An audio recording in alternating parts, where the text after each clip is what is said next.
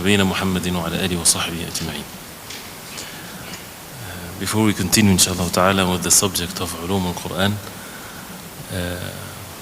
again as a reminder, may Allah subhanahu wa ta'ala give us all al-ikhlas and sincerity and the shukr, to be grateful to Allah subhanahu wa ta'ala for this great favor. And Allah subhanahu wa ta'ala would bring us in one of the houses of Allah, the masajid, to talk about Allah subhanahu wa ta'ala and His Messenger sallallahu alayhi wa sallam. We need to revive these meanings in our hearts. And there's so many different things that people will be doing now. But if a person chooses to seek the pleasure of Allah subhanahu wa ta'ala, and the highest and the most valuable thing after the obligations, as the ulama they mentioned even in the books of fiqh, is talabul ilm, is seeking knowledge, regardless of the one that is teaching. Just the intention that a person is seeking knowledge, this by itself, Allah subhanahu wa ta'ala sees what's in our hearts. And therefore, as the ulama they talked about the adab or the manners or the etiquettes of talibul ilm or the student of knowledge, this is something that has to be a must for a person to start with. And this is a subject that we should not ignore, but one of which is to be focused on this and not to be distracted by many different things like il-qil wal-qal. He said, it was said, this person, that person. There's so much distractions that can give harshness and hardness to our hearts that distract the person from the focus that we need to be upon. And that's why we ask Allah subhanahu wa ta'ala to give us that ability, and it's an advice to myself and everyone. We need to be focused on what is valuable in our life, and we all have mistakes and shortcomings, so if we slip away in some things, we should repent to Allah subhanahu wa ta'ala. May Allah subhanahu wa ta'ala forgive us all. Going to the subject, inshallah, we stopped while we were talking about the manners to be observed when reciting the Quran. The subjects that you see in the syllabus or so, there are so many, and some of them needs more time than others, but we'll do the best inshallah ta'ala in what's needed, and inshallah the rest can be continued. So when we talk about the etiquettes or the manners to be observed when we recite the Quran, and we talked about al-isti'adha last thing, and then the tartil, and it's also recommended to comprehend and to reflect upon what we recite, and this is something that happens the more we recite the Quran. So, and this is one of the principles in the deen. If you want to be upon something, do that something, which is, it means if you want to make lots of salah, there's no something else to do so that you can make salah. Make salah. And keep on making salah. وَاسْتَعِينُوا بِالصَّبْرِ وَالصَّلَاةِ. Seek help in patience and in salah.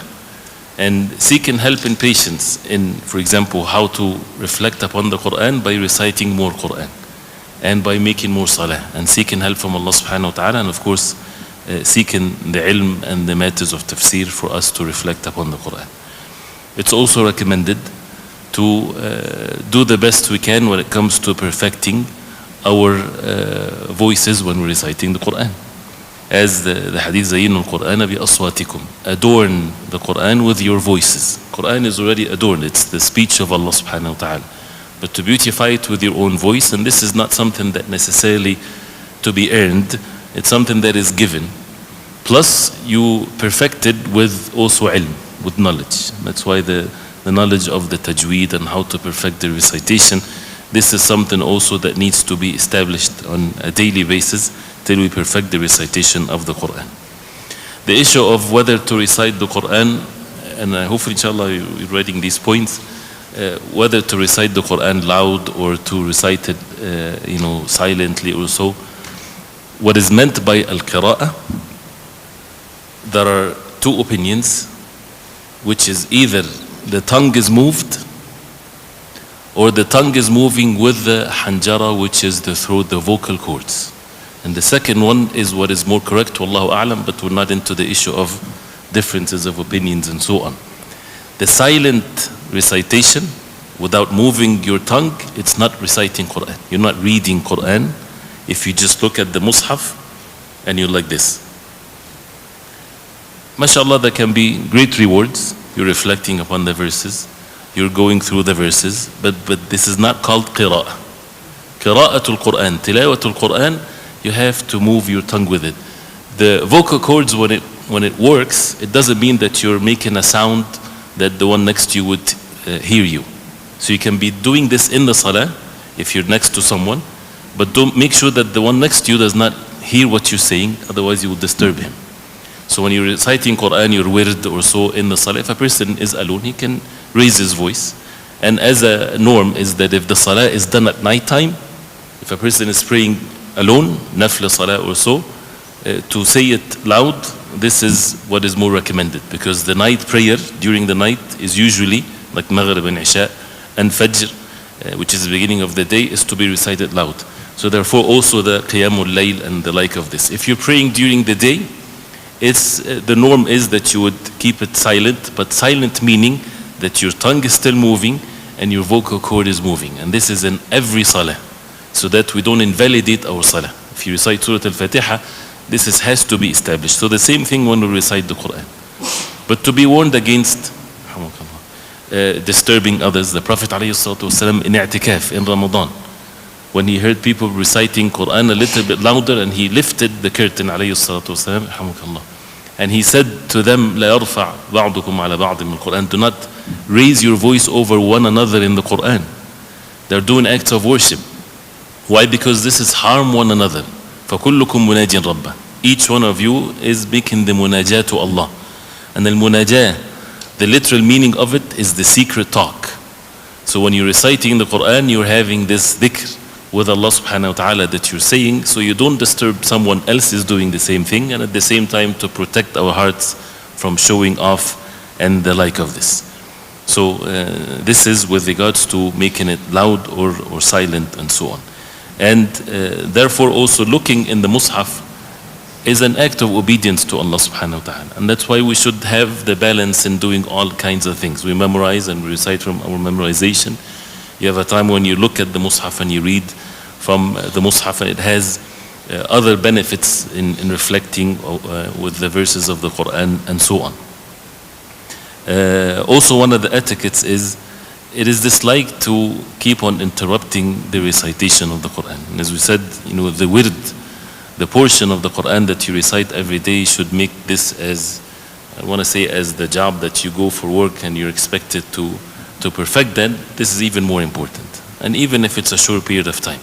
That's why answering phones and answering everything that is being said and things like that, we should stay away from that unless it's a necessity.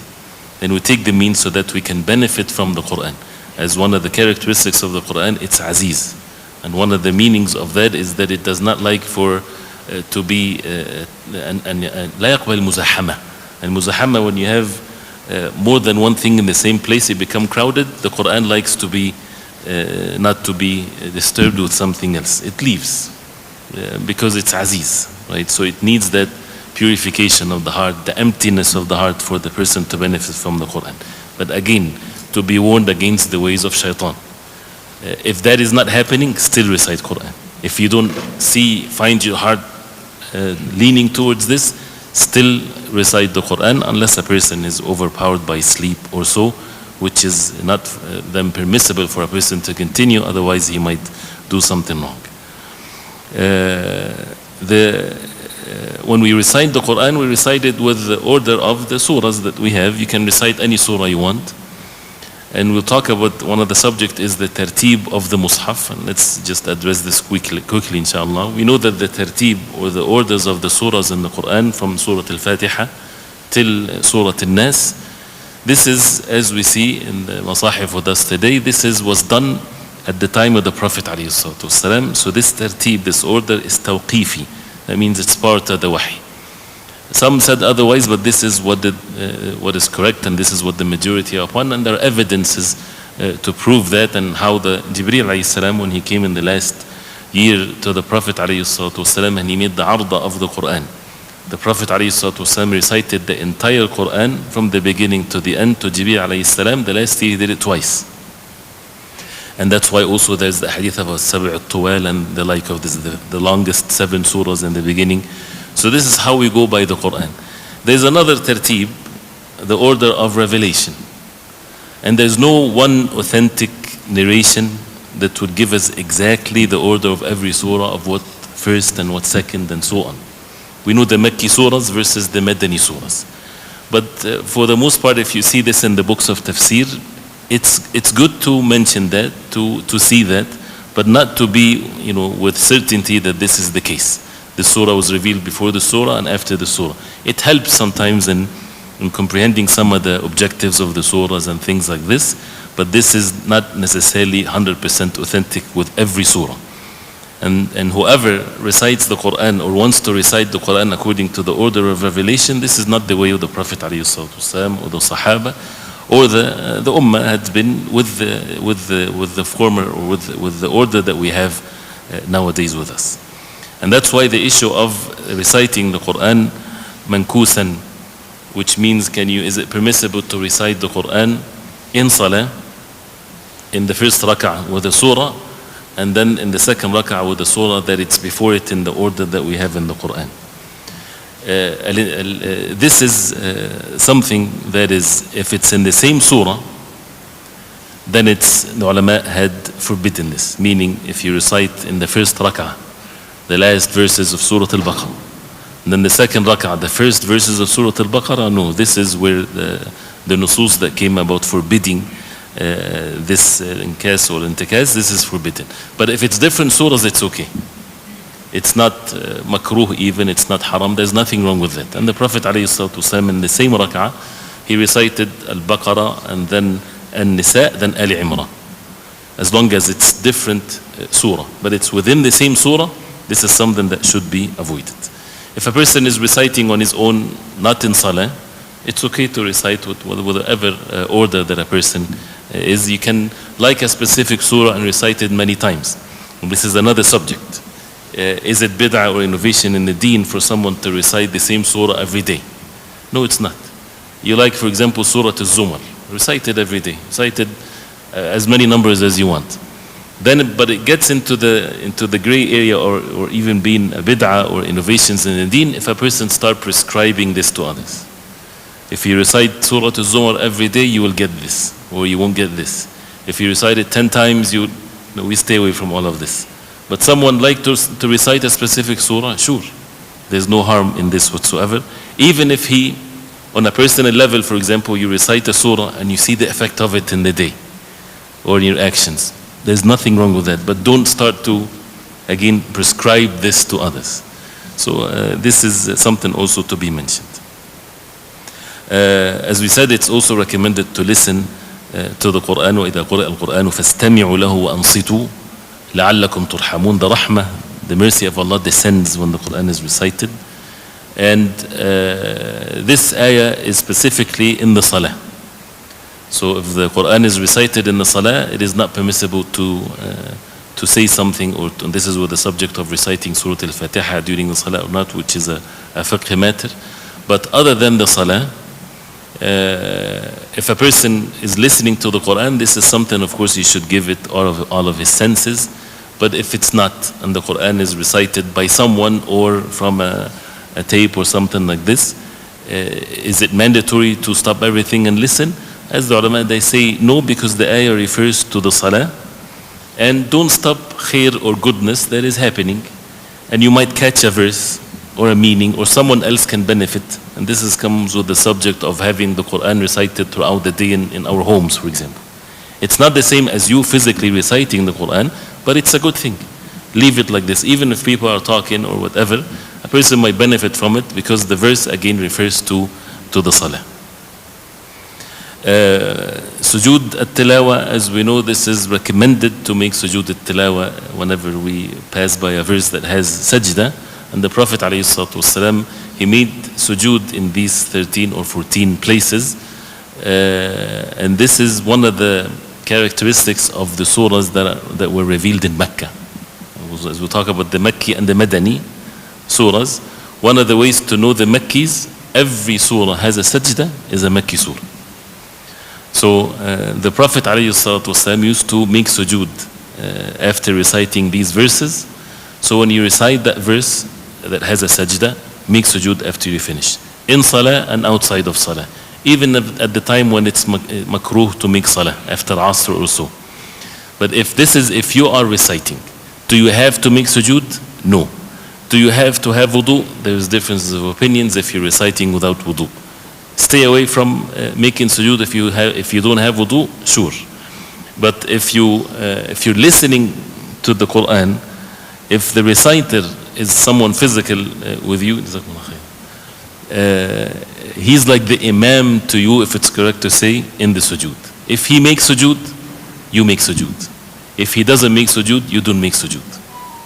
This is if someone else is reciting. That's why from the tapes or so, you don't make sujood when the verses are recited. And Umar radiallahu anhu, to teach the people in Khutbatul Jumu'ah, he recited the surahs in the Surah Al-Nahl and in the Sajda, and he came down from the mimbar. So the imam can do this. He came down from the mimbar and he made sujood, and the people, they followed the imam. And the next Jumu'ah, he didn't do that. He wanted to teach the people that it's not something that is an obligation. But when we say it's not an obligation, we should not leave it, we should do it. Unless there's a reason why not to do it. Another point is with regards to what is the best times to recite the Quran, whether it's during the day or during the night. In general, the night time is better when it comes to the recitation of the Quran than during the day, because the heart is more focused, and the ayat in Surah Al-Muzammil proves this. This is in general. But when we say something in general, or the norm, it can be different from one person to the other. So for some people, maybe during the day is more, they focus more during the day. So don't deprive yourself. It's about the objective of the recitation of the Quran. And to have a portion of the night and a portion of the day, this is mashallah more perfect, because of the hadith of reciting the Quran, ana al-layl wa ana al-nahar, yaqumu bil-Quran, that a person stands by the Quran in the hours of the day and the hours of the night and the hours of the day. So even if it's a very short period of time, again, as we said, we have to know ourselves, and we have to make siyasa for ourselves. Know yourself, so that you don't overburden yourself and then you quit the actions. The best deeds to Allah subhanahu wa ta'ala are the one done in a consistent manner, even if it's less. So what you can be consistent in doing, this is what is best. You would find in the books, even from the early generations of Islam, they used to do certain things when they finished the recitation of the Quran. Definitely the issue of finishing the Quran recitation from the beginning to the end is a virtuous act, no doubt, because a person recited the entire Quran.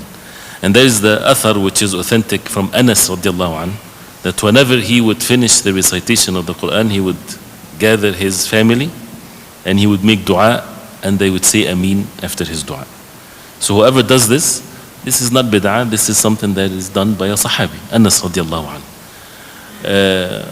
But it's not something that a person is making i'lan or advertising in the masjid. I'm finishing the Quran, so everybody gathers. And this comes in a wifaqan, comes in at ease. A person recited the Quran, finished, the people with him, they can make dua and he can say Ameen.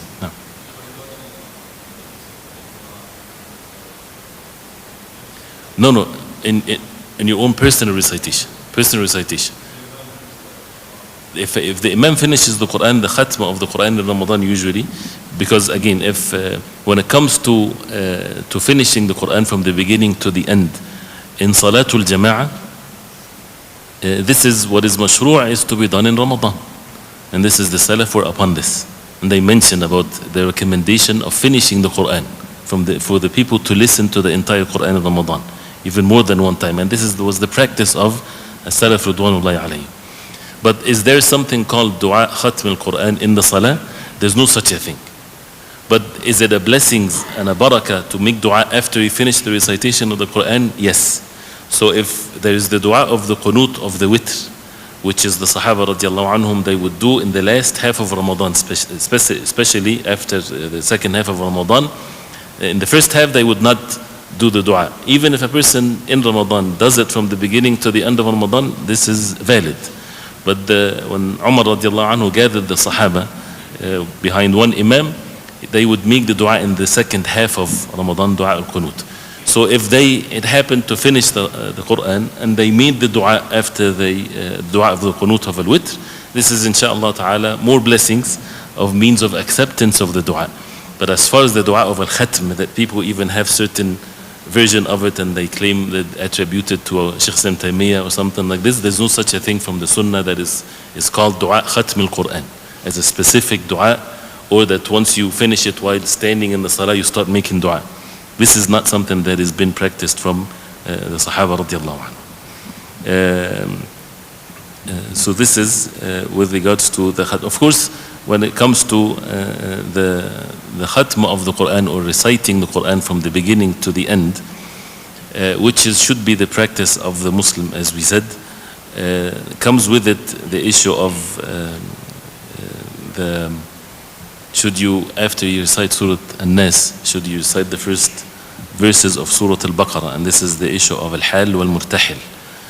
The hadith is weak, that the Prophet ﷺ praised Al-Hal al-Murtahil. Al-Hal al-Murtahil is once he finishes, he starts.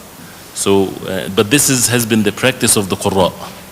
Whenever they would finish the recitation of the Quran, they would start from the beginning. And there's a hadith of the Prophet ﷺ that he did that ﷺ. So this is a matter of ease, but as far as the authenticity is, this is something that is not authentic when it comes to specifically, after you finish, you have to recite some verses from the next khatma or so. Also, one of the things to be mentioned, and there are so many things of course, but some of the early generations of Islam, you might find that they would fast the day when they finish the recitation of the Quran. There is no text about this, there's no hadith about this.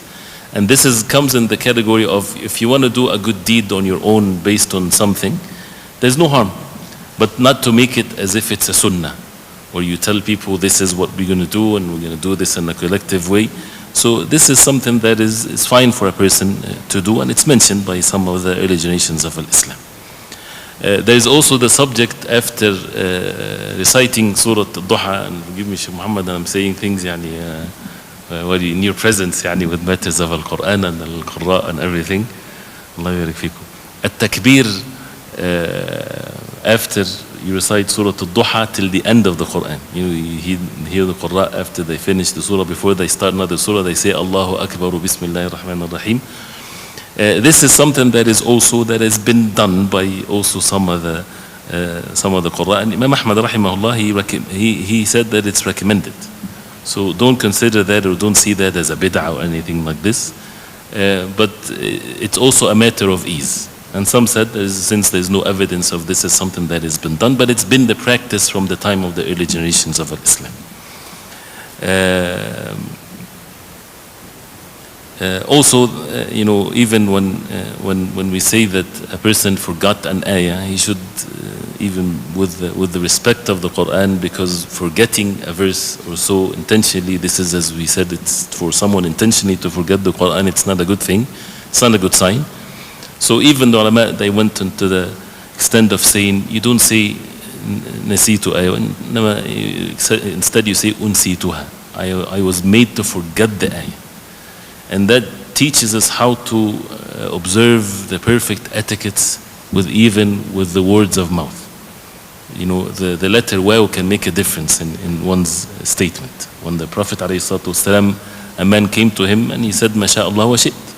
If Allah wills, then if you will. The Prophet ﷺ got angry. He said, Aja'altani lillahi nidda. You made me a partner with Allah subhanahu wa ta'ala. Say MashaAllah wahda, and some of the narration says this, say only if Allah subhanahu wa ta'ala will, or some narrations MashaAllah thumma, then you. So to be careful with what we say, this is definitely something that is important. There's a controversial issue also, and the last thing with the etiquettes, inshallah, I'll go to the next subject because of the time. Can you recite the Quran and you give the rewards of it for someone else? Those who recite the Quran for someone died, for example. This is a debatable issue. But as far as the Imam of the Madhahib, one of which, the Madhahib, Imam Ahmad rahimahullah, that the thawab reaches. The thawab, the reward for someone to recite the Quran and to yahib thawab, to give it as with the intention for someone else, it reaches based on the fact that the Prophet ﷺ approved certain actions to be done for someone else, like the sadaqah, for example, the charity. If someone had fasting, yasum anhu waliyu, his guardian would fast on his behalf. the dua of course reaches, which is definitely, we know that for sure. But when it comes to the recitation, even though there is like these differences of opinions, but as also the ulama, they say, it's best, if you want to do what is best for someone that died, make dua to Allah subhanahu wa ta'ala for him. Because this is what the Prophet ﷺ said to the people without even being asked. He said, "Salu Allah li'akhikum al-thabata fa innahu al-ana yus'al." Ask Allah subhanahu wa ta'ala for your brother to be firm, to be steadfast upon the questioning of the angels in the grave, because now he's going to be asked. And the dua, and he will go make dua to those who are dead and so on. So the dua is definitely what the deceased needs the most. And if he did make Hajj and Umrah, yes, and all of the different other rulings.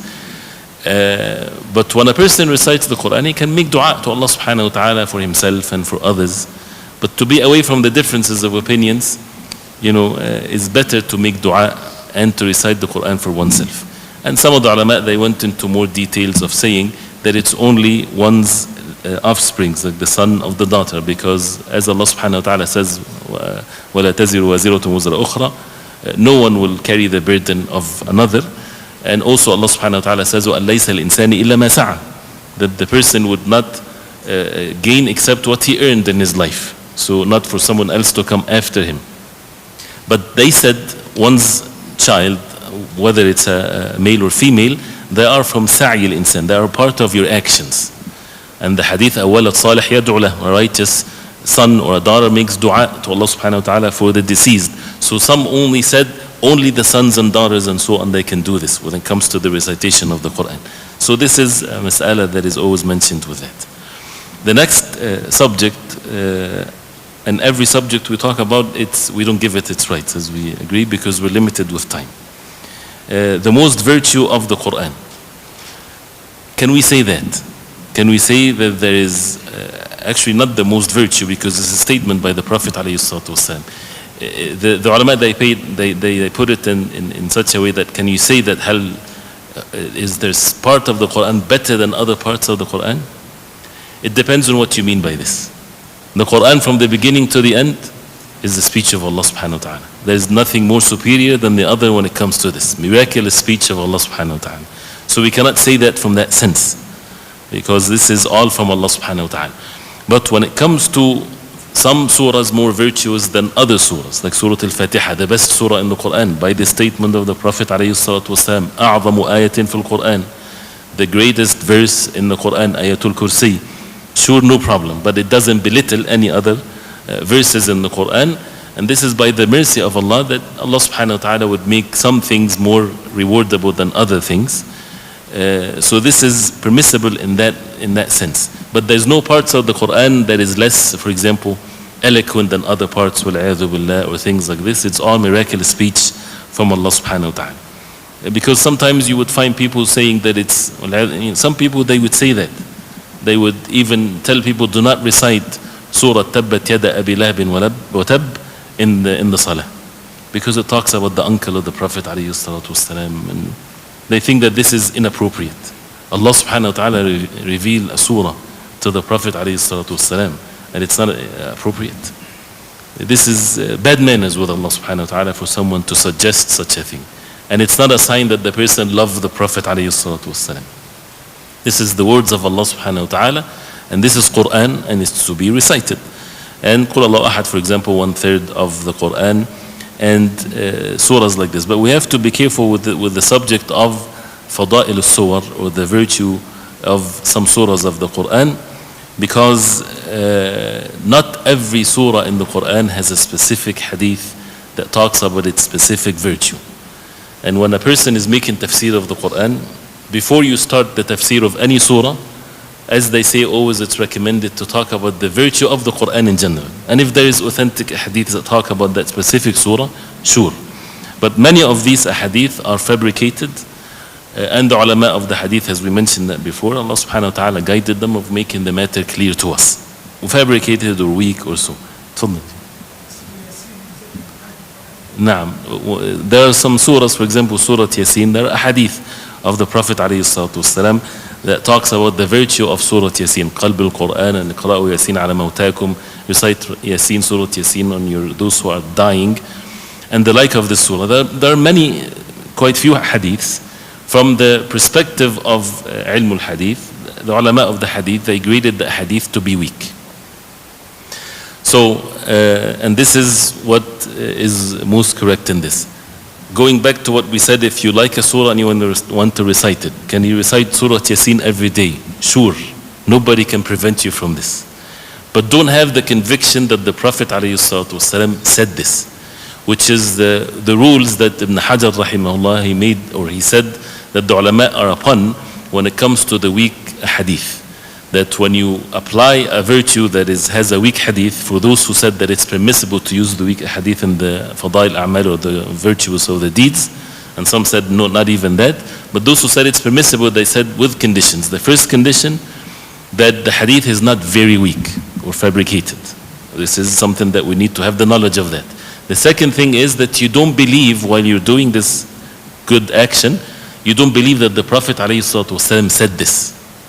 You're just doing it, but you don't have that conviction that the Prophet ﷺ said it. And the third condition is, there has to be other hadith in the same subject. And this hadith would not add any new action for you. So if there's a hadith that talks about the virtue of Salatul Fajr and it's weak, you can take that hadith with the two conditions that we just mentioned. Plus, it's not going to do anything more for you, because already there is authentic hadith in the virtues of Salatul Fajr. So when it comes to Surah Yasin, the only hadith, and this is just for to make sure that it's being fair with what we say, the only hadith that the ulama have differences of opinions when it comes to its authenticity with regards to Surah Yasin is Iqra'u Yasin ala mawtakum. Some said it's authentic and some said it's not. And of course it depends who you ask, but the ulama, they said it's weak still. But for those who said it's authentic, what it means is ala mawtakum, those who are dying, not in the graveyard. So ala mawtakum is when a person is dying, he's still alive, he's dying, to recite Surah Yasin on them. But this is the only thing. But what is most correct, it's still weak. And is it something good for a person to recite the Quran next to someone dying? Of course, for sure. And some of the early generations of Islam would even ask someone to recite like reciting the ayat in Surah Ali Imran, because it gives them more of the good dhan and hope for the rewards from Allah subhanahu wa ta'ala and the like of this. So this is with regards to Surah Al-Waqi'ah, for example. The hadith is weak about the poverty if a person recited every morning. It's weak, but if you like Surah Al-Waqi'ah, recite Surah Al-Waqi'ah, but don't believe that this hadith is authentic. Also, the next, which is actually so this is the most virtue of the Quran, then learning the Quran and memorizing it, which is also a huge subject, and it's all practical things as we see, and it's more of an advice and things like this. First of all, as a rule, حفظ القرآن, is it fard upon every Muslim, or fardu ayn, or fardu kifaya? Fardu kifaya. Fardu kifaya, that means if some Muslims, they memorize the Quran, then the entire ummah is relieved from the sin of not having the Quran memorized. So, which shows actually the virtue of those who memorize the Quran. One of the intentions that you would have in your heart when you're taking the process of memorizing the Quran is that Allah subhanahu wa ta'ala decreed that you are one of the means of preserving the deen. The deen will be preserved with you or without you. This is the qadr of Allah. Allah subhanahu wa ta'ala decreed that. And if Allah subhanahu wa ta'ala decrees something, He will create the means to it. So there's nothing more honorable than someone to be among these means that Allah decreed for the sharia, for the deen to be preserved. And that's also another intention of seeking knowledge. Why you seek knowledge? To save yourself from the punishment of Allah, to have the fear of Allah, to protect yourself from haram, and yourself is the first important thing. And of course to extend that to others and to teach others. And part of that is that you preserve the deen. They keep on mentioning this meaning because it's so important, especially at this time. And the jihad and the struggle that we need to observe at this time is to seek the authentic knowledge, so that the next generation sees from us the ilm and the amal, the actions and the knowledge, that they would see the religion as if it was at the time of the Prophet ﷺ, and we are so much lacking in this. May Allah subhanahu wa ta'ala forgive us. And this is the responsibility. Information wise, you might find that easy. even though it's not easy, but information is out there. But where is that when it comes to our actions and our manners and so the matters of belief, the ibadah, the manners and everything, this is to follow the way the Prophet ﷺ, so that not just to show off, it's not to show off, but this is for the deen to be preserved. And there's always going to be a group of people as the Prophet ﷺ upon the haqq. So when it comes to memorization, the Quran, this is, as we know, fardu kifaya. And this is the highest level of preserving the religion. We don't need for a carbon dated copy of the Quran to prove that this was over 1400 years ago or so. We don't need this. And it's not such an amazing thing that was discovered. Maybe to some people, but this is not significant to us as Muslims. Because what is higher than that prove the authenticity of the Quran, that it's in the hearts of people. And there's no such a thing on the face of earth is the like of this. From one generation to the other, millions of people, they carry the Quran in their hearts. This is beyond the efforts and the will and the power of the human beings. This is from Allah subhanahu wa ta'ala. So it's not because the Muslims are so clever and they're so well organized and things like this that memorization of the Quran is every part of the world. It's not because of that. This is the power of Allah. And this is the will of Allah. So you go to places where you would not imagine. Went to places in some parts of Africa, people would sit lined up in the masjid because there's only one copy of the Mushaf. And they're taking turns, for those who know how to read, to make sure that they memorize it or they read or they take their portion of the Quran. And people that you might think they've never seen anyone else, but the memorization of the Quran better than many of the sophisticated places on the face of earth. So this is by Allah subhanahu wa ta'ala. So to be honored, same thing with ilm, the deen will be preserved. So it's an honor for oneself to be among those who seek the knowledge. The deen of Allah subhanahu wa ta'ala is victorious at all times. And the same thing, it's our honor to memorize the Quran, and the sincere advice, we should not deprive ourselves, whether we're young or old. Make this part of you, even if you memorize the Quran and now you are reviewing the Quran. Memorization is like a muscle, is a talent that if you leave it, it becomes ruined, like your muscle. So you need to memorize something new every day. And we should try to do that. If it's not the Quran, it's the hadith of the Prophet ﷺ, it's words of wisdom, whatever there is. And of course, nothing better than the memorization of the Quran. As we said before, is it better to recite from your hifz, from your memorization, or from the Mushaf? Some said this and some said that, right? But to have both. So every day we recite from our memorization, and we look at the Mushaf and to recite from the Mushaf, and to have this combination is what is best, inshallah. The Prophet ﷺ, when he said, "Man ahabba an yaqra al-Quran ghaddan kama unzil, falyaqra'hu ala qira'ati ibn Abd." Whoever loved to recite the Quran the way, very fresh, as if it was revealed, let him recite it according to the recitation of Ibn Abd, which is Abdullah ibn Mas'ud radiyallahu anhu. This Quran came to us from one generation after the other, bitalaqi, that you sit and you listen and you're corrected when you're reciting the Quran, and this is how it goes from one generation to the other. And this is another thing that, alhamdulillah, we have abundance in masajid. And it's a sad reality that many of us, the way that we learn the Quran is from a distance. But alhamdulillah that it's there for those who have no means to learn otherwise.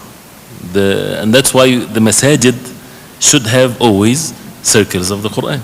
This is the practice throughout the masajid among the Muslims, is to have a set time where people come to the masjid, they learn how to recite the Quran. A Sheikh is teaching them, they recite to him, he corrects them, memorizing the Quran, even for again a short portion of things. But this is some of the practice that needs to be observed, because this is how the Quran we get it, and this is how the isnad of the Quran, and this is how to recite according to how we learn to recite the Quran, and not to leave it to our own mistakes that can happen. So and that's why the issue of al-ijaza min al-Shaykh, which is another subject, is it's not mandatory for every Muslim to have an ijaza or a certificate. Doesn't have to be written one from the Sheikh that he has now ijaza, that he recited the Quran in the proper way or memorized it, unless he has to teach people, which is something that is the practice of a Salaf also. No one would dare to teach, not just the Quran, anything, unless he's given that tasrih or ijaza or not certificate that is written from his sheikh, from his alim. Like Imam Malik rahimahullah, when he said that he did not sit to give fatwa to the people unless he was been given that this permission by many of the ulama, 20 something or so. Right, so this is how the deen come to us from one generation to the other. And that's how we seek the knowledge of the deen of Allah subhanahu wa ta'ala. But the subject of al-ijaza is a detailed one. So learning the Quran and memorizing it and the hadith and the rewards of that are so many. But again, because of the time, we'll stop here, but this is a subject. One of the issues that are with regards to ulum al-Quran, you know, there's some other important things, but we'll be brief inshallah ta'ala. The subject of the Quran and the language of the Arab. Meaning, there's a mas'ala in ulum al-Quran. Is every single word in the Quran pure Arabic language, or some words might be from a different language? This is a subject that some had said some words in the Quran are not necessarily purely from the Arabic language. And this is a debatable issue, but depends who you ask. But what is more authentic, and this is what Imam Shafi'i rahimahullah and Imam al-Tabari, they were upon this. Every single word in the Quran is from the Arabic language. The reason I'm saying this is, for example, you would find in the tafsir of the Quran, for example, that some of the words is like marqum, for example, it's written, kitabun marqum, written. They say it's by Hebrew. Or al-Firdaus al-A'la is like a garden in the speech of the Romans, or the like of this. Naam, and the names, of course, it's not necessarily has to be with a specific language. The name is a'lam. The name of a person doesn't have to conform to the language. But even that, some had said the name Adam comes from adim al-ard. And adim al-ard is the turab, or the dust. So even they said that this have a linguistic meaning, background to it. But for example, Ibrahim alayhi salam is not an Arabic name, for example. But again, we're talking about the meanings of the words, not the names of individuals. Without going into the details of this, and again, since if you're taking something in the first level, it's okay to get to know one opinion only, right? This is absolutely fine. And then the more you indulge into the subject, and you can read and learn more of the subject. But as Imam Shafi'i rahimahullah, he made it very clear, because you would find these things in the tafsir. Even Ibn Abbas radiallahu anhuma, he would say this is a word that means like this in Abyssinian language. First of all, these words from the even Ibn Abbas radiallahu anhuma, it's not necessarily meaning that this is a non-Arabic word, but it's an Abyssinian word. It doesn't mean that. It says that it means this in this other language. So the Arabic language is very spacious, that some words can mean the same thing in other languages. It doesn't negate the fact that it's an Arabic word, right? And that's why go ahead, you have a question? No. تفضل.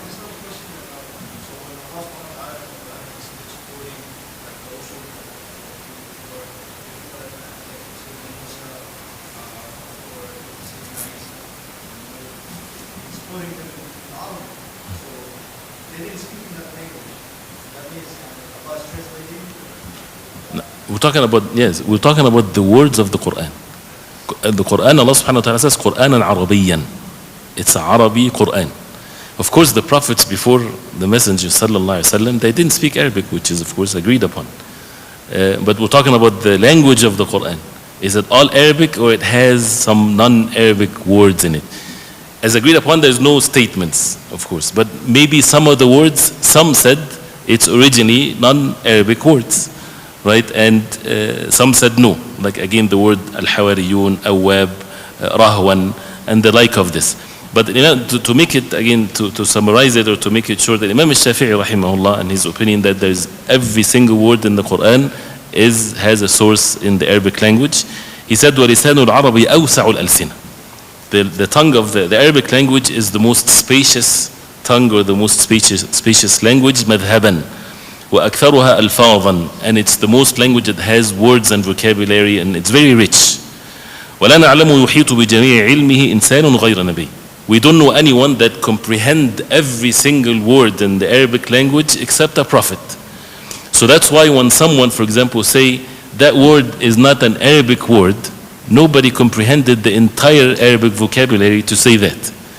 And if that word has, it's used in another language, that's fine. You can have this in many different languages, but it doesn't negate the fact that this can be an Arabic language or Arabic word. And that's why, for example, Ibn Abbas radiallahu anhuma, as Ibn Kathir rahimahullah mentioned in the tafsir of Surah Fatir, Ibn Abbas radiallahu anhu, turjuman al-Quran, the best to make tafsir of the Quran. And his ilm that was so amazing that whenever he would sit and people would come and they would ask every single question in matters of linguistics, he gave them the perfect answer. Tafsir, he gives answer. Fiqh, he gives answer. Bahr, he was an ocean of knowledge. And that as one of the early generations of Islam, Shaikh ibn Salama, he said, he gave a khutbah, Abdullah ibn Abbas, and he was making the tafsir of Surah An-Nur, and he said, if there's no one that would hear it, even from the Romans and the Persians, unless they would be Muslims if they heard his tafsir of the surah. He was something that is amazing. So he himself, radiallahu anhu, he said, كنت لا أدري ما فاطر السماوات والأرض. I didn't know exactly what fatir means. Fatir al-samawati al-ard, the originator of the heavens and the earth, the creator of the heavens and the earth. But the word fatir itself, he did not hear it from whatever he knows from the Arabs at this time. حتى أتاني أعرابيان, till two Arabis, Bedouins, came to him. يختصمان في بئر, they had a dispute with regards to a well.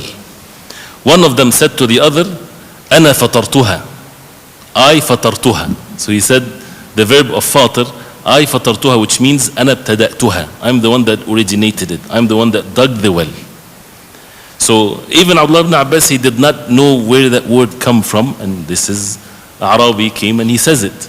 So this is an evidence that if the word has similarity to it in another language, it doesn't negate that it has a roots to it in the Arabic language. And the other ones, they said that the Arabic language is so spacious that the word, even though it's from a different language, but it got accommodated in the Arabic language and it become used and accustomed till it become part of the norm of the language. But this is a subject, and that's why the ulama, they talk about this, and they talk about even the words that in the Quran that is not from the lugha or from the language of the people of Al-Hijaz. Right? Al-Ara'ik, for example, which is the plural of Al-Arika.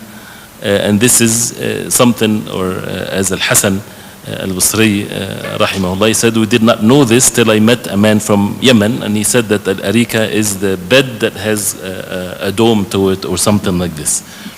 But this is within, again, it's spacious enough to be understood with the Arabic language. And these are all mabahith, these are detailed subject in the subject of the Quran. When it comes to the Quran and the wahy and revelation,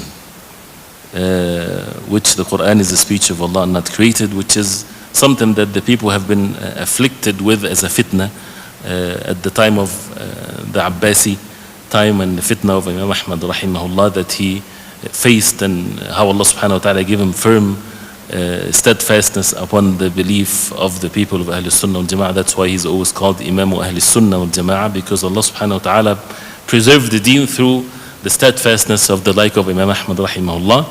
When this bid'ah came about that the Quran is makhluk, that the Quran is a creation of Allah and not the speech of Allah, which is, you might think that this is something in the past, but believe it or not, it's still present. And some people, they have this belief. What is the essence of that is we go by the Quran and Sunnah of the Prophet ﷺ, as we all know. And what the Sahaba radiallahu anhum and the early generations of Islam and the Ummah is established upon. The Quran is the speech of Allah. And Allah subhanahu wa ta'ala has names and attributes. This goes to the subject of al-aqidah. And that's why one of the conditions which we should also talk about, one of the conditions that the ulama mentioned for a person to make tafsir of the Quran, who to listen to when it comes to the tafsir of the Quran, who to read when it comes to the tafsir of the Quran, especially if you are in the beginning stages of this, is صحة اعتقاد المفسر. The one that is making tafsir, he has to have proper aqidah. He has to have sound aqidah. Otherwise, he can take you right and left. One of the famous mufassirin, Imam al-Zamakhshari, for example, Sahib Kitab al-Kashaf, a book is amazing book in linguistics and balagha and things like this. But he was from the Mu'tazila. And he would, of course, give victory to his madhab in the tafsir. And he would call the people of Ahl Sunnah Hamirun Mukafa, donkeys and things like this. Right? So if a person is not aware of things, he might find himself going into that route. So we have to be careful. But still the ulama benefit from it, but those who reach a certain level and they would get the linguistics. But again, the issue of having the proper belief, and that's why the aqidah comes before anything, secures the person from falling into any deviations and so on. And the people, the Sahaba radiallahu anhum, they used to receive al-Iman and then the Quran. And this is how to increase one's Iman by the book of Allah subhanahu wa ta'ala. So briefly, Al-Quran kalamullah. And it's every normal, simple Muslim understand that. So why getting themselves into some ilmul kalam and philosophy and so on? Kalamullah, that means the speech of Allah. And this is one of the attributes of Allah. And this is a speech of Allah subhanahu wa ta'ala that it's at all times. And it's not just at one instant and that's it. And the way it is like this, kalamullah.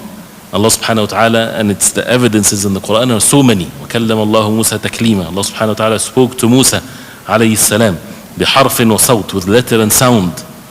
And it's not just something else, because as for example the Asha'ira or the Maturidis, they have this deviation in that belief, in that aspect. They don't deny, of course, the fact that Allah subhanahu wa ta'ala speaks, but they say it's kalamullah nafsi. And nafsi is the inward. Where did that come from? If you heard yesterday Sheikh Karim, Hafidullah, when he was talking about when you state something, affirm something, or negate something in subject of aqidah, you have to have a dalil of it. You don't just say it. So whoever said that the speech of Allah, kalamullah nafsi, and nafsi is the inward, your own nafs as a human being. Nobody ever said that. And that's why when you open their books of aqidah and ilmul kalam, they will be shy to teach it to the common people, because it doesn't make sense. Wal-jawhar, wal-arad, all kinds of meanings and words that is not ever been in the Quran or in the Sunnah of the Prophet ﷺ. And sometimes even people get excited and they say things about Allah subhanahu wa ta'ala without knowledge. You know, if someone says, for example, Allah subhanahu wa ta'ala is muhandisul kawn, meaning the engineer of this universe. Who told you to say engineer? Did the Prophet ﷺ say this? Even if you have a good intentions, but use al-alfad al-shar'iyya. Use the words that is mentioned in the Quran and the Sunnah of the Prophet ﷺ. Otherwise, engineer means what? And it implies this, and it goes like this. So this is something that to protect oneself from saying something that the wahi did not approve of. So Al-Quran kalamullah, and we say kalamullah. If someone says what's written in the Mushaf is this is kalamullah, or this is the ink that is written, Al-Quran kalamullah. Always say Al-Quran kalamullah, speech of Allah. This is the speech of Allah subhanahu wa ta'ala. And whoever says kalami makhluq, my speech is makhluq, and the Quran is kalamullah, this is all innovations in the deen. The Quran is the speech of Allah subhanahu wa ta'ala. And this is, again, with those who said that the Quran makhluq, that means it's not an attribute of Allah, which is by itself is an act of disbelief, denying the attribute of Allah subhanahu wa ta'ala and denying the verses in the Quran clearly.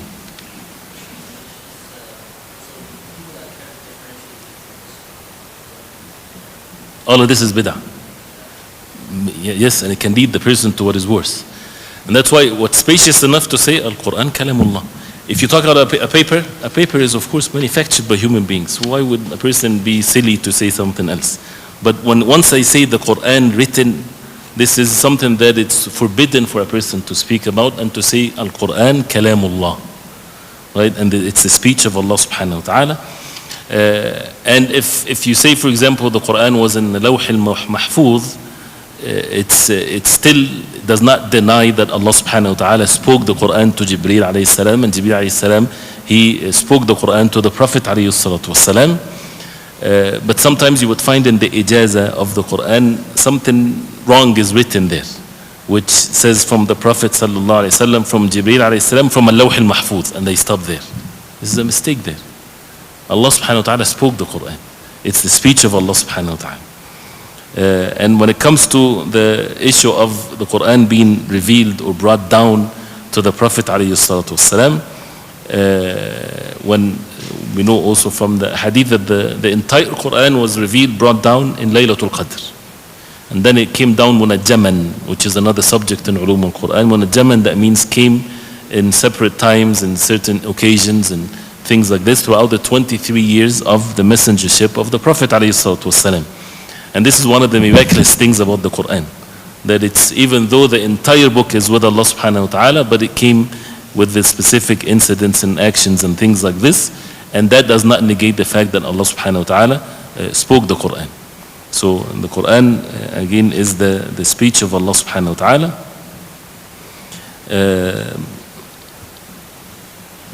نعم تفضل. شو نعم. To the first samawat, yes. Baytul Izzah, as Abdullah ibn Abbas said, and then it was revealed to the Prophet ﷺ throughout the 23 years. But still the Quran is the speech of Allah subhanahu wa ta'ala, and this is when it comes to the revelation itself. And that's with the issue of asbab al-nuzul also and the like of that. So the Quran is the speech of Allah and not created. And how the Quran was revealed, as we heard, and it would come to the Prophet ﷺ, and also tahammul al-wahy, and how the Prophet ﷺ received the wahy from Allah subhanahu wa ta'ala. It's something else also. And what is meant by that is how the Prophet ﷺ would bear it. From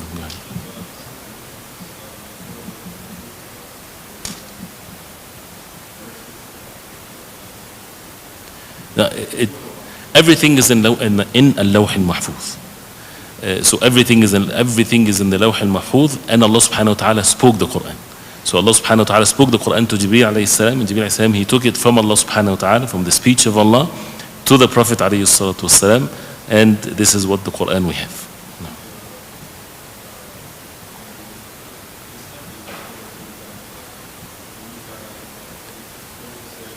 To Allah subhanahu wa ta'ala. No. And this is how the Prophet alayhi salatu wasalam, he received the Quran. وَإِنَّهُ لَتَنْزِيلُ رَبِّ الْعَالَمِينَ نَزَلَ بِهِ الرُّوحُ الْأَمِينَ. This is from Allah subhanahu wa ta'ala, رَبِّ الْعَالَمِينَ. Jibreel alayhi salam brought it down to the Prophet alayhi salatu wasalam, عَلَى قَلْبِكَ لِتَكُونَ مِنَ الْمُنذِرِينَ, onto your heart for you to be from the mundirin or the warners. No.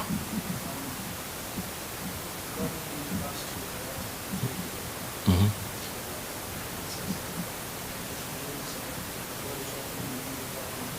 No.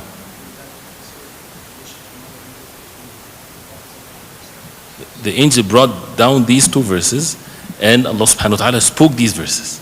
It's kalamullah. But this is how the tariqah, or the way of the people of Ahl Sunnah, that they bring all of the evidences together. And the people of innovations, or the people of bid'ah, they only look at one evidences and they overlook other evidences. So when we put all of these things together, and the abundance of verses in the Quran that talks about kalamullah, just the fact that Allah subhanahu wa ta'ala says وَقَالَ اللَّهِ قَالَ اللَّهِ قُلْ, the ayat of قُلْ, and قَالَ اللَّهِ عَزَّ وَجَلَّ, such a thing.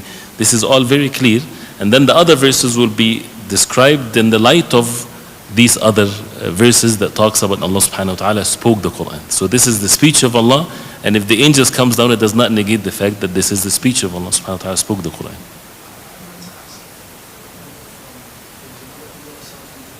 Oh, this is a different angel, yes. Especially that he never came down, never the gate was open except for him, which was the virtue of this ayah. And did Jibreel alayhi salam recited it to the Prophet alayhi salatu wasalam or not? Allah knows best. No. Because the Prophet alayhi salatu wasalam recited the entire Quran to Jibreel alayhi salam in the last year twice.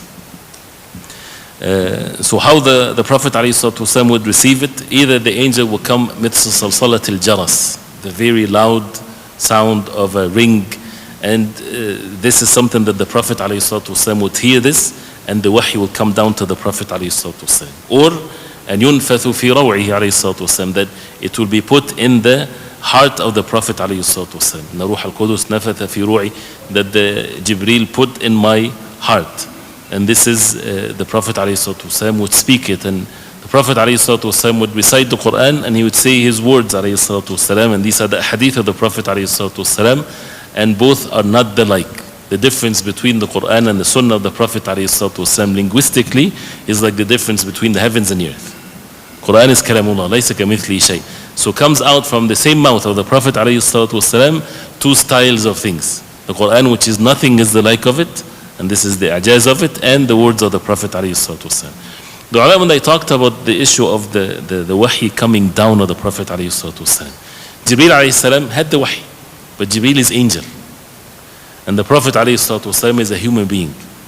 And what the angels can do is different than physically what the human beings can do. The abilities are not the same. So for the Prophet ﷺ to receive the wahi, this is something that is beyond the ability of the human beings. And this is one of the things that the Prophet ﷺ is so much rewarded as a result of this. And the heaviness of the wahi that would come to the Prophet ﷺ was, as some said, it takes the Prophet ﷺ from that human ability to give him a power that Allah subhanahu wa ta'ala gave him to comprehend or to receive the wahi when it first comes down onto the Prophet ﷺ. And sometimes also it comes in that Jibreel ﷺ would come in the shape of a man, and he would speak to the Prophet ﷺ, and the Prophet ﷺ would comprehend perfectly what is being said. And in the night of Al-Isra wal-Mi'raj, Allah subhanahu wa ta'ala spoke to the Prophet ﷺ directly. And the correct opinion that the Prophet ﷺ did not see Allah subhanahu wa ta'ala. Nurun anna ara, light, how can I see him? That means he only saw the hijab of Allah subhanahu wa ta'ala, which is a nur. But Allah subhanahu wa ta'ala spoke to the Prophet ﷺ clearly. And the Prophet ﷺ comprehended what Allah subhanahu wa ta'ala said to the Prophet ﷺ. Afterwards, the subject of the history of the Quran. The history meaning the Makki and the Madani. You know, the Quran was revealed at the time of the Prophet ﷺ. And the subject of the Makki and the Madani is an important subject in ulum al-Quran and the knowledge of the sciences of the Quran, because there's great benefit of knowing this. Not just from the history point of view, but from the benefits also of the verses revealed in Mecca versus what is revealed in Al-Madinah. And of course, there's difference in even how the style of the verses are and the subjects of the verses and so on. But how to know this is by also text, is by evidences that this surah was Makki, this surah was Madani. And this is how we got to know the Makki from the Madani, plus the characteristics, the general characteristics of both the Makki and the Madani. So very briefly, some of these characteristics that you can differentiate between the Makki and the Madani. And again, we're not fulfilling the rights of these subjects. The Makki surahs are for the most part short verses, right? As the last part of the Quran or Hizb al-Mufassal, very short verses versus the long verses of the Madani. In general also, the subject of Al-Aqidah is well established in the Makki surahs, and the Jannah and the Hellfire and so on. The subject of Al-Aqidah establishing it. But it's also in the Madani surah, and Surah Al-Baqarah is Madani, and the same thing, Surah Al-Imran, but it has means of Aqidah to be established. As we said, some of the things that every sajda in the Quran is from the Makki surahs. And the same thing, every story in the Quran. Every story in the Quran, in the surah, that means the surah is Makki. Except the story of Adam and Iblis in Surah Al-Baqarah, or the stories of Surah Al-Baqarah. But the major stories and things like that is mentioned in the Makki surahs. Ya ayyuhan nas, the call from Allah subhanahu wa ta'ala to mankind. For the most part, this is one of the characteristics, but it's not exclusive. O mankind, that means most likely to be from in Mecca, revealed in Mecca. Of course, Ya ayyuhan nas is in Surah Al-Baqarah, and then when some said it was revealed in Mecca, but there's no evidence of that. The surahs that starts with Alif Lam Mim, Ha Mim, and things like this, right? For the most part, was revealed in Mecca, except Al-Baqarah and Al-Imran. For the most part. The surahs that were revealed in Al-Madinah talks about the Muhajirin. If you find Al-Muhajirin wal-Ansar, this is in Medina, of course. The subject of Al-Munafiqun, except Surah Al-Ankabut mentions them. This is, for the most part, is Madani surah. The subject, when the Jews are mentioned, the rulings, the ahkam, Ya ayyuha alladhina amanu, for example, this is, for the most part, was revealed in Al-Madinah. And to get to know that is from text, and that's why in the books of tafsir sometimes you would say the surah is Madani except this, or the surah is Makki except these few verses, and sometimes there's differences of opinions because of the authentication of the evidences and so on. But this is another subject. So this is the Makki and the Madani, and the last or the first verses were revealed as we know, اقرأ باسم ربك الذي خلق. And the first surah, again according to the most correct opinion, is يا أيها المدثر. The last verses that were revealed in the Quran, there is more than one opinion you would see. Some said ayatul riba, and what is most correct is وَاتَّقُوا يَوْمًا تُرْجَعُونَ فِيهِ إِلَى اللَّهِ. Shield yourself from a day that everyone shall return to Allah subhanahu wa ta'ala, which is a verse. And Surah Al-Nasr, for example, إِذَا جَاءَ نَصْرُ اللَّهِ وَالْفَتْحِ, as the last surah. And we know as a fact, as a matter of belief, that the Prophet ﷺ, since the Quran revealed to the Prophet ﷺ not one surah at a time, the verses would be revealed, and the Prophet ﷺ would say to those who write the Quran, the scribers of the Quran, he would say to them, ضعوها في سورة كذا. You put these verses in this surah. And this is one of the miraculous things of the Quran.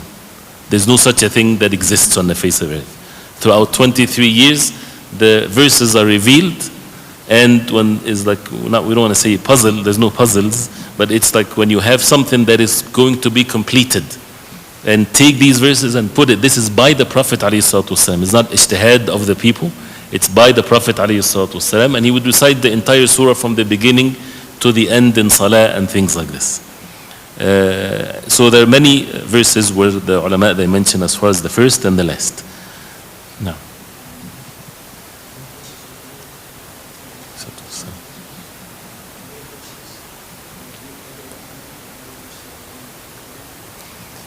Verses earlier revealed it. What do you mean by that? Oh yes. It's valid that the later part of the surah is revealed before the beginning part of the surah, and the Prophet ﷺ would say to them where to put the verses. Yes, and even sometimes a verse would be revealed with a ruling that is not yet established. There's some examples of this, but also this is as far as what revealed before what. But in general, the Makki surahs, it talks about the era, not about the specific place.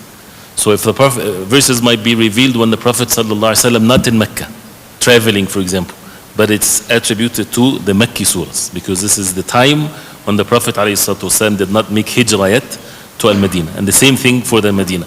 Some of the ulama, they look into closely some of the surahs in the safar or in the traveling or between Mecca and Medina. And what is the last verses that were revealed in Mecca or going to Al-Madinah, or the first that was revealed into Al-Madinah. One of the interesting things, for example, Surah Al-Mutaffifin. It was said to be one of the last surahs that were revealed in Mecca, because the people in Medina, they had an issue where they were in buying and selling, they would cheat on buying and selling. So Allah subhanahu wa ta'ala wanted the Prophet ﷺ, when he goes to Al-Madinah, the Medina is purified from this. So وَيْلُ الْمُطَفِّفِينَ الَّذِينَ إِذَا اكْتَالُوا عَلَى النَّاسِ يَسْتَوْفُونَ, with regards to the tatfif in the mizan and things like this. So this is also another subject of what's in the traveling and the like of that. The order of the Quran and its compilation, as we said, the numbers of the surahs, verses, words and letters, which is another subject. The issue of Jam' al-Quran, which is a detailed subject, but the roots of it, or the foundation of it, that this is aqidah, a belief that Allah subhanahu wa ta'ala preserved the Quran. So it's preserved from the beginning to the end. The means to this, Allah subhanahu wa ta'ala honored the companions radiallahu anhum when they physically compiled the Quran in the time of Abu Bakr radiallahu anhu, then again at the time of Uthman radiallahu anhu. This is the means that Allah subhanahu wa ta'ala honored the companions to establish. But it's at all times it's going to be preserved. And it was preserved from the moment it was revealed. And the Prophet ﷺ, before he returned to Allah subhanahu wa ta'ala, the Quran was known from the beginning to the end. But when it comes to the act of physically compiling it into a book, this is what happened at the time of Abu Bakr radiallahu anhu, out of when many Huffaz has been killed in the battle of Al-Yamama. And at the time of Uthman, when there was more than one versions of things, where people with the style of recitation and things like this, and people start to dispute on, and this is the subject of al-ahruf and so on. Uthman radiallahu anhu, he put it all in one book, and this was distributed into the different places. which brings the subject of al-ahruf. And yesterday Sheikh Uthman was talking about the ahruf al-sab'a, the 7 letters, and is it the same as the qiraat or the recitations that we know now or not? This is another subject, and since he talked about it yesterday, just briefly, it's a debatable issue when it comes to the al-ahruf al-sab'a. And he talked about that and mentioned so many examples. But within the qiraat, the 7 and more that we know that now, which is by tawatur, it's basically what's in it explains what the 7 letters that were revealed. And letter meaning al-ahruf, the plural of harf. So sometimes, for example, you would find the differences in, for example, jam' and mufrad, plural and singular. This is change in the letter, but this is part of the change of the letters. You would see that in the qira'at. For example, when Allah subhanahu wa ta'ala says, وَالَّذِينَ هُمْ لِأَمَانَاتِهِمْ وَعَهْدِهِمْ رَاعُونَ, the believers, those who are with their amanat, the thing that they are entrusted with, in the plural tense. In some recitation, amanatahum, one amana, one. It does not make much difference. Actually, the Qur'an enriches the meanings of the Qur'an, and it's one of the miraculous things of the Qur'an. But you would find a change here in some of the letters of the Qur'an, but this is the change of the recitation of the Qur'an. And the Prophet ﷺ approved this is mutawatir. That means they heard it from the Prophet ﷺ, and the hadith of Umar and Hisham ibn Hakim when they disputed over verses in Surah Al-Furqan, and he took him to the Prophet ﷺ. The Prophet ﷺ said to Umar, recited. He recited in his way. He said to Hisham ibn Hakim, recited. He recited in his way. He said, this is how it's been revealed to me. Which is these slight differences that you would hear whether you go to one place or the other with the qira'at, which is a beautiful subject. And it enriches the tafsir. One of the knowledge that a person of tafsir should have is ilm al-qira'at, because it gives you more of the meanings of the Qur'an. Sometimes it's in the, whether it's plural or singular or so on, sometimes in the tasrif, in the sarf of the verbs, whether it's past tense or present tense. As the ayah, رَبَّنَا بَاعِدْ بَيْنَ أَسْفَارِنَا. The people of Sabah, when they said, رَبَّنَا بَاعِدْ بَيْنَ أَسْفَارِنَا, oh Allah, ba'id, that means make it far, our traveling. They asked for trouble, basically, for their traveling to be more distances. They used to have so much ease in the way when they travel on their way. So they said, oh Allah, ba'id, make it far away, and this is in one tense. But then another recitation, Rabbana ba'id.